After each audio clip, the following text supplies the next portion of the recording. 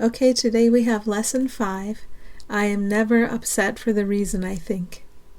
This idea, like the preceding one, can be used with any person, situation, or event you think is causing you pain. Apply it specifically to whatever you believe is the cause of your upset, using the description of the feeling in whatever term seems accurate to you. The upset may seem to be fear, worry, depression, anxiety, anger, hatred, jealousy, or any number of forms, all of which will be perceived as different. This is not true. However, until you learn that form does not matter, each form becomes a proper subject for the exercises for the day. Applying the same idea to each of them separately is the first step in ultimately recognizing they are all the same. When using the idea for today for a specific perceived cause of an upset in any form, use both the name of the form in which you see the upset and the cause which you ascribe to it. For example, I am not angry at blank for the reason I think. I am not afraid of blank for the reason I think.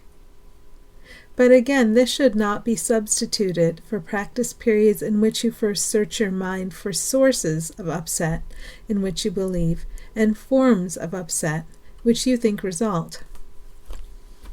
In these exercises, more than in the preceding ones, you may find it hard to be indiscriminate and to avoid giving greater weight to some subjects than to others.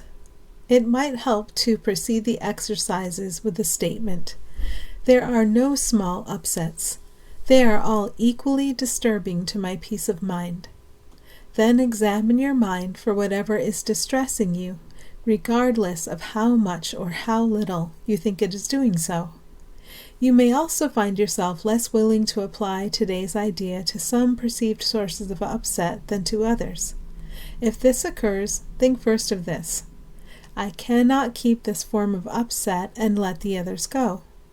For the purposes of these exercises, then, I will regard them all as the same.